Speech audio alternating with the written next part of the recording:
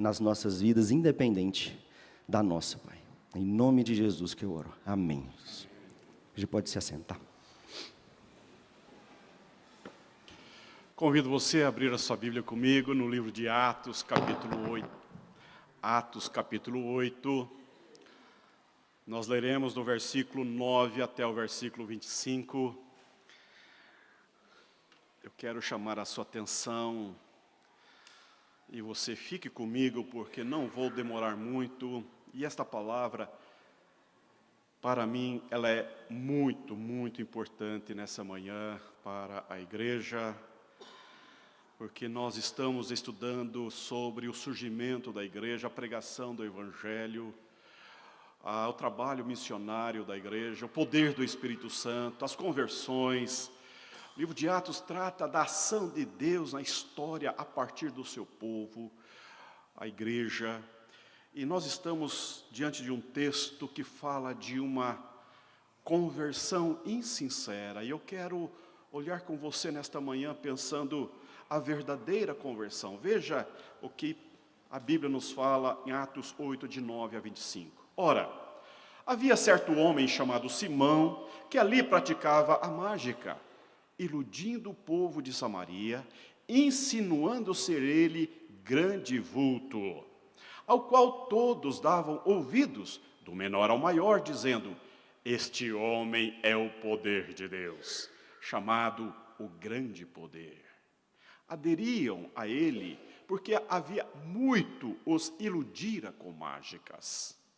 Quando, porém, deram crédito a Filipe, que os evangelizava a respeito do reino de Deus e do nome de Jesus Cristo, iam sendo batizados, assim homens como mulheres. O próprio Simão abraçou a fé, e tendo sido batizado, acompanhava Filipe de perto, observando extasiado os sinais e grandes milagres praticados.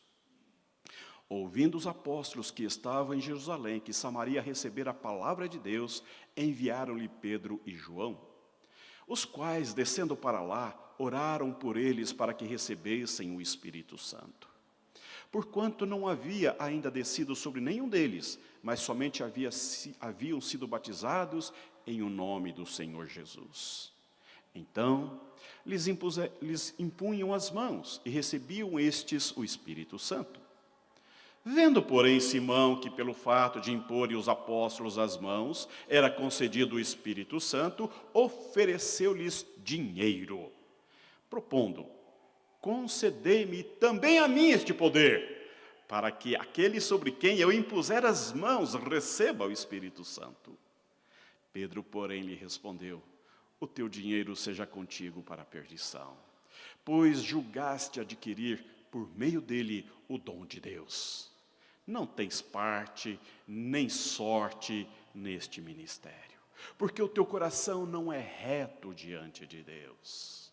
Arrepende-te, pois, da tua maldade e roga ao Senhor. Talvez te seja perdoado o intento do teu coração.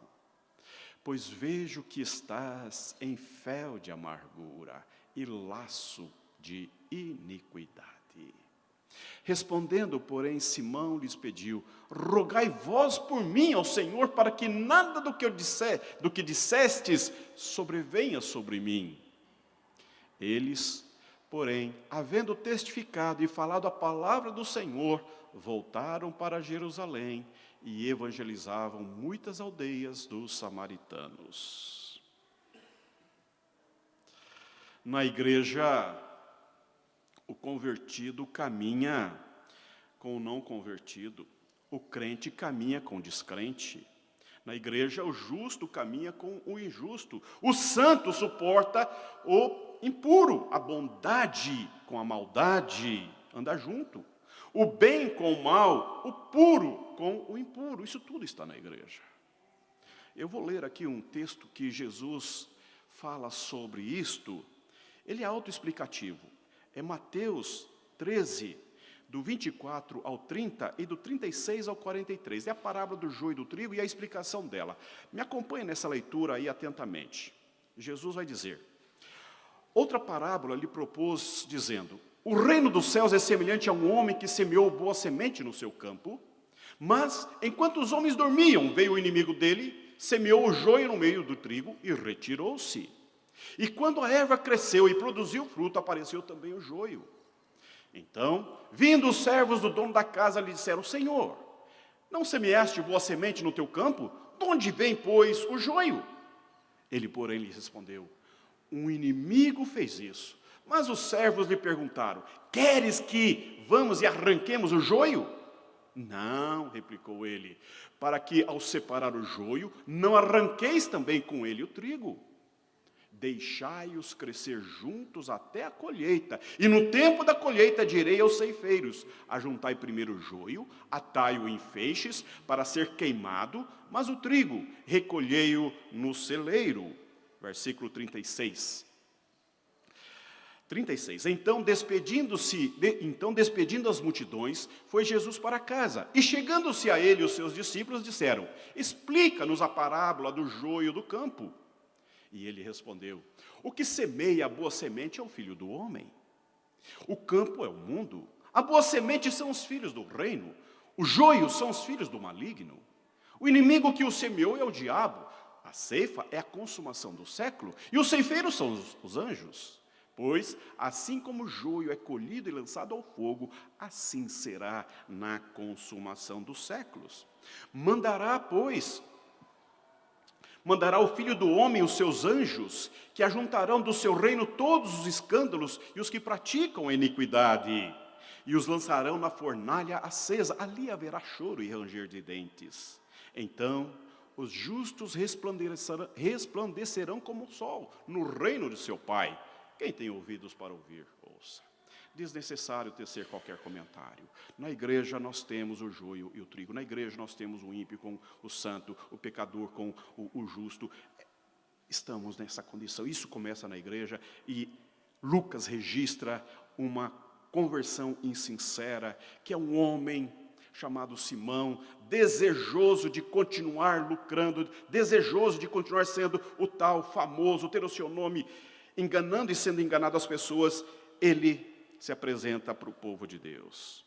E vendo a narrativa de Lucas sobre o mágico Simão infiltrando-se na igreja, aprendemos que, em primeiro lugar, a conversão é ato divino e não humano. A conversão é ato divino, não humano. Veja os versículos de 9 a 13 e 18 a 19. Ora, havia certo homem chamado Simão que ali praticava a mágica, iludindo o povo de Samaria e insinuando ser ele grande vulto, ao qual todos davam ouvidos, do menor ao maior, dizendo: este homem é o poder de Deus chamado o grande. Aderiram a ele, porque havia muito os iludira com mágicas. O próprio Simão abraçou a fé, e tendo sido batizado, acompanhava Filipe de perto, observando extasiado os sinais e grandes milagres praticados.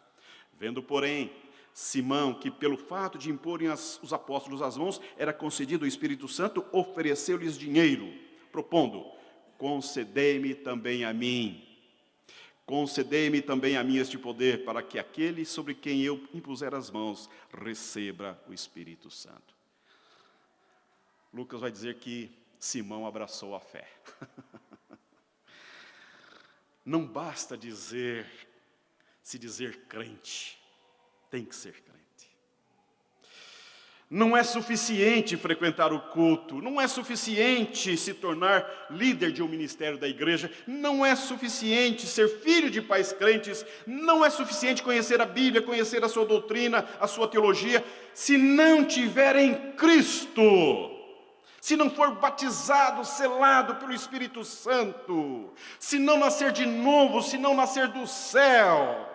Não basta vestir a roupa, não basta falar o crentez, não basta se emocionar nos cultos, não basta chorar nas orações, não é suficiente. Não adianta ter o estigma, a caguete, o estereótipo de cristão. Isto não é suficiente. O batismo não salva. Acabamos de ver isso aqui. Há uma história que um pastor contou de um filho de crente muito safado, ordinário, vagabundo, bem dizendo. Não estudava, não lia a Bíblia, não fazia oração, não ia na igreja, mas a mãe era uma santa. A mãe era uma santa, uma mulher de Deus. Dizimista fiel, frequente a oração, amando a Deus, falando do Evangelho. Um dia o menino teve uma ideia. Falou, mamãe, escreve um bilhetinho para Deus, porque a senhora sabe como é, né? Daqui a pouco a senhora vai, e eu quero ir com esse bilhetinho da senhora me encaminhando para Deus. A mãe, então, muito querida, falou, querido Deus, esse meu filho é um vagabundo, é um preguiçoso. Ele não ora, ele não lê a Bíblia, ele não vai na igreja, mas Senhor, pela tua misericórdia, Senhor, arranja um lugarzinho para ele aí no céu. Não precisa ser lá no trono, sentado, não. Qualquer cantinho do céu, tá bom, Deus. E deixou o bilhetinho na mão do menino. E a mãe morreu. Quando o menino morreu, para onde ele foi? A primeira coisa que pegou fogo foi aquele bilhetinho na mão dele. Porque é assim. A salvação é individual. A salvação é obra de Deus. A salvação é do céu. Não há obra, não há nada que nós façamos. As nossas intercessões é o máximo que nós podemos fazer pelos nossos, porque é Deus e você, é Deus e o seu filho, é Deus e o seu cônjuge, é o seu cônjuge e o seu Deus, e ponto final. Temos aqui um homem enganador, ludibriando muitos na cidade, tendo grandes lucros na cidade, e de repente chega o Evangelho naquela cidade, e as pessoas são alcançadas pela graça de Deus. O Evangelho alcança o coração daquelas pessoas, e as tira do engano, e as tira do engodo, e então elas se voltam para o Evangelho de Jesus Cristo, a partir da pregação de Filipe. Ele, percebendo que há algo diferente, ele também se infiltra, dizendo-se um cristão, e até se batiza. Mas lá na frente, ele vai revelar-se tão interessado, que ele quer comprar o poder do Espírito Santo com dinheiro. Meus irmãos, minhas irmãs, nós não nos enganemos. O que a igreja oferece é o Evangelho de Jesus Cristo. O Evangelho de Jesus Cristo é o que fundamenta a sua relação na comunidade de fé. E a conversão é obra do Espírito Santo na vida do crente, na vida do pecador, na vida daquele que, reconhecido miserável, se quebra diante de Deus. Não é obra da igreja. A obra da igreja é pregar o Evangelho. A obra de Deus é acolher aqueles que estão abraçando a fé. Mas a conversão não é obra da igreja, não é obra de pai, de mãe, é obra do Espírito Santo, ela é do céu. A igreja é de Deus, a igreja não é minha, a igreja não é tua, a igreja não é conselho, a igreja é de Deus. É Ele que conduz, é Ele que encaminha os processos na vida da igreja, no meio do seu povo. Precisa ficar bem claro isso para nós. A nossa autoridade eclesiástica é limitada. Nós não temos autoridade divina, essa autoridade é reservada ao Senhor que morreu na cruz pela igreja. É Ele que salva, é Ele que envia o Espírito Santo, é Ele que transforma. Nós comunicamos o Evangelho, esta é a nossa preocupação em pregar o Evangelho, por isso que as crianças estão lá aprendendo as canções, porque nós queremos que as crianças aprendam sobre Jesus, para que elas apreendam as verdades teológicas mais simples e profundas acerca da nossa redenção, Cristo Jesus. Elas vêm aqui à frente cantar e nós nos emocionamos, porque elas falam da salvação em Cristo Jesus. Os nossos adolescentes, nós temos hoje 10 adolescentes se preparando para fazer a sua pública profissão de fé, nós os chamamos na sua adolescência para fazer exatamente isso, para confrontá-los biblicamente acerca da salvação, da obra do Espírito Santo, da obra de Cristo em seus corações, e eles respondem pessoalmente para com isto. Isto não é obra da igreja, nós comunicamos, nós nos esforçamos para tornar o mais claro possível que a conversão é ato de Deus e que todos devemos buscá-la. É Cristo que salva, não é a igreja. E nós, pais, temos essa responsabilidade de pregar dentro de casa, de pregar a nossa família, nós aqui na igreja, de pregar que quem salva é Jesus Cristo. Quem salva é só Jesus. Vendo a narrativa de Lucas sobre o mágico Simão infiltrando-se na vida da igreja, aprendemos que, em segundo lugar, a conversão gera arrependimento, não tormento.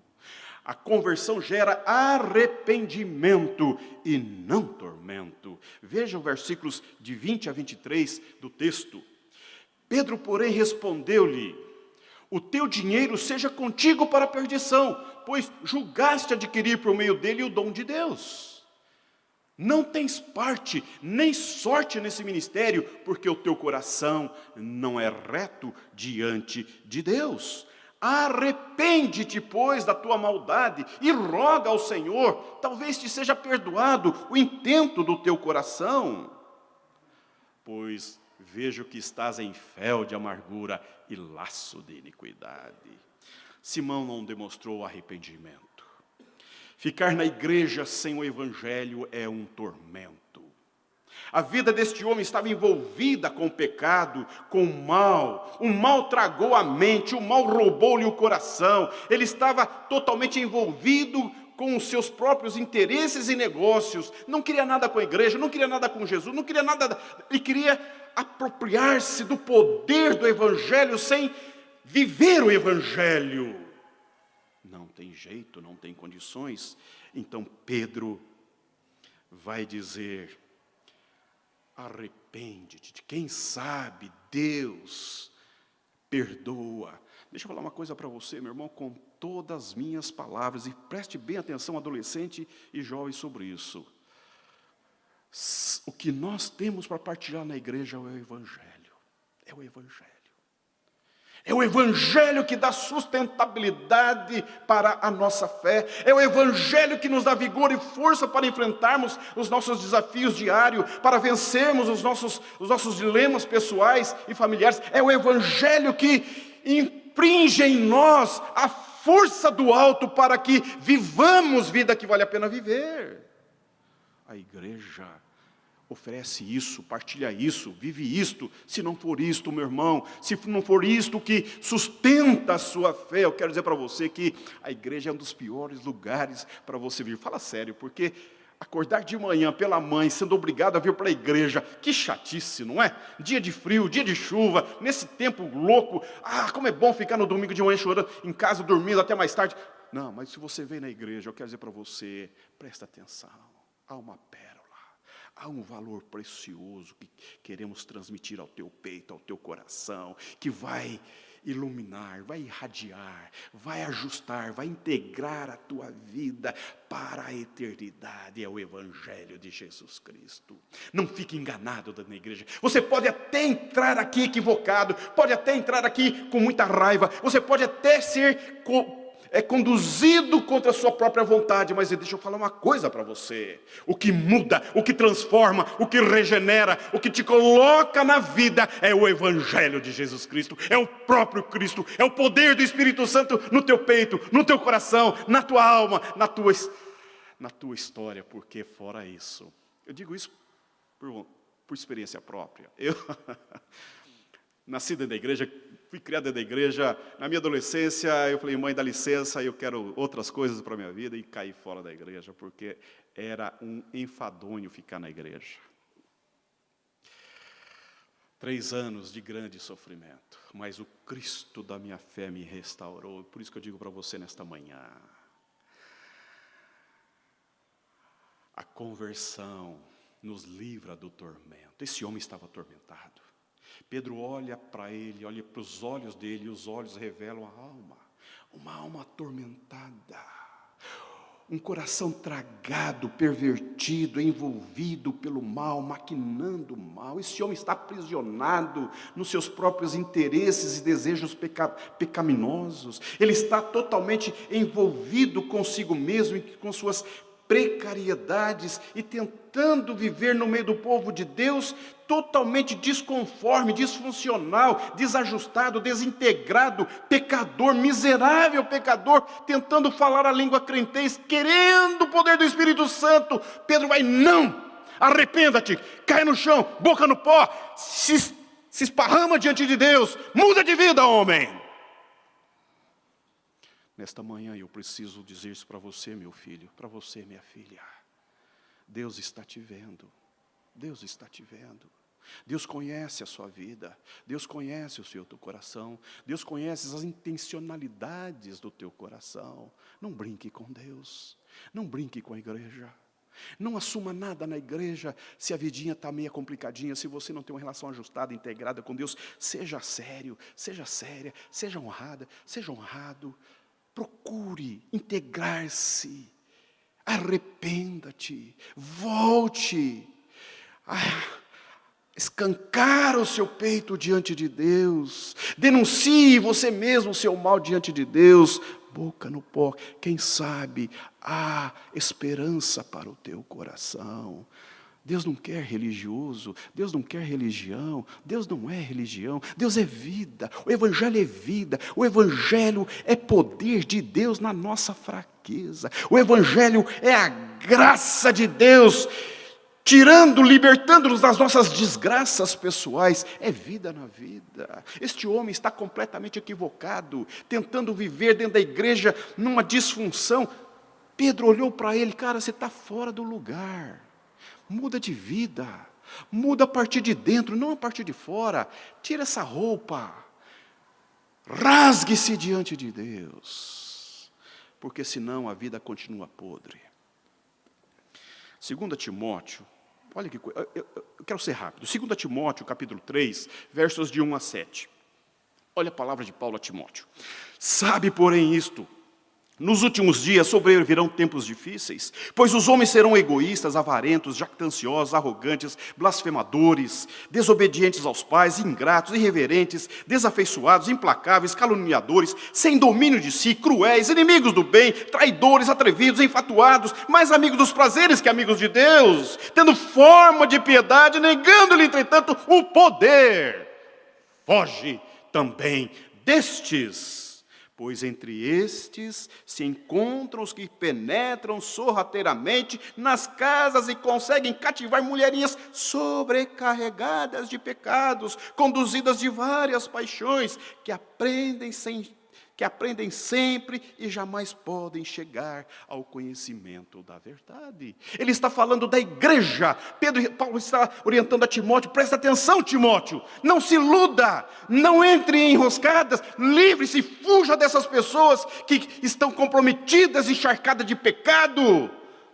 Ô, meu irmão, deixa eu falar uma coisa para você. Às vezes as pessoas se sentem vítimas da igreja. Às vezes as pessoas se sentem mal amadas na igreja.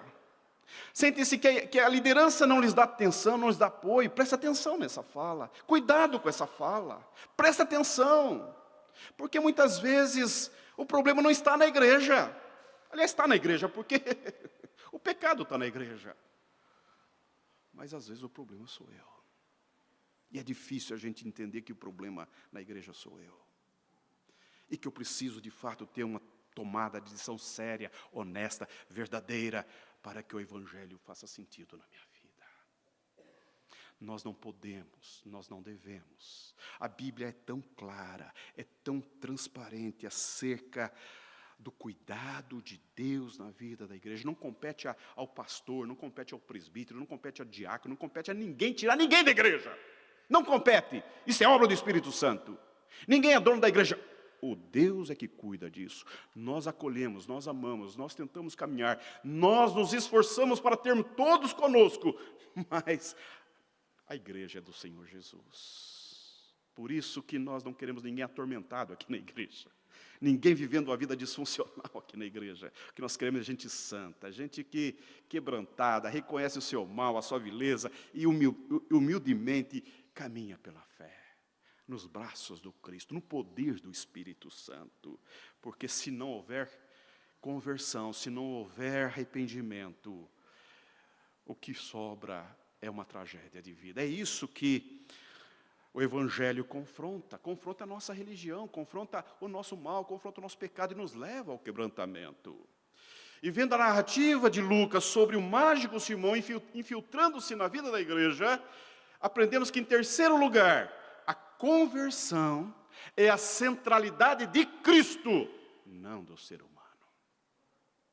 A conversão coloca Cristo na centralidade da nossa vida, e não eu. A conversão é uma mudança de paradigma na vida do ser humano. Cristo é o Senhor, não a minha vontade, não os meus desejos. Cristo é o Senhor, é o meu Senhor, não eu. Simão era um encantador, um enganador, um mágico de Araque, um sujeito orgulhoso e enriquecendo a custas do engano e da mentira. Seus interesses sempre foram consigo mesmo e não mudou dentro da igreja. Filipe, completamente diferente. Filipe é diácono, cheio do Espírito Santo, cheio de sabedoria, saiu de Jerusalém para se tornar um evangelista em Samaria. Ele foi para Samaria pregar o evangelho, sendo ele diácono em Jerusalém. Pedro e João, comprometidos com o evangelho, comprometidos com as coisas de Deus, foram para Samaria acompanhar o crescimento da igreja, fortalecer os novos crentes, apoiar a obra missionária que Deus estava realizando através de Filipe.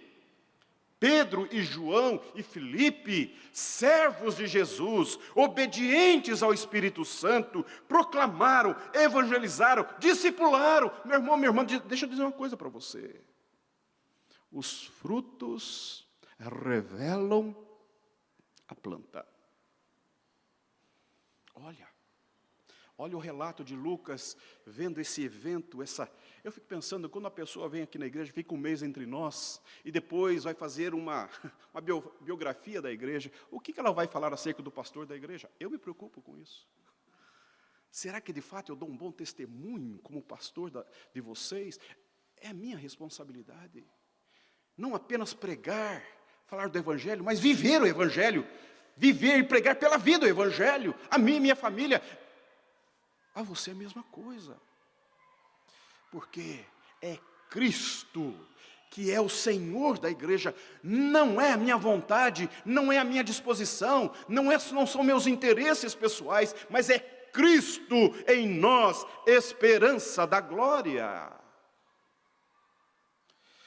Hebreus capítulo 4, versículo 13 diz: tudo está descoberto e exposto diante dos olhos daquele a quem havemos de prestar contas. Eu quero dizer para você nesta manhã, meu irmão, que Atos está nos ajudando a lançarmos um olhar, não para os outros, não para a igreja de modo geral, mas para mim especialmente.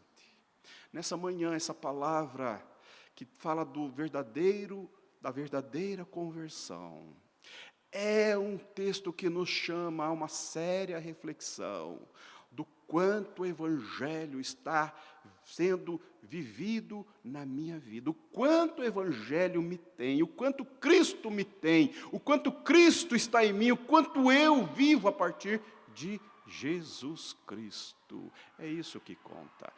É isso que conta, não a nós, mas ao teu nome, o reino da glória. Que Deus nos abençoe.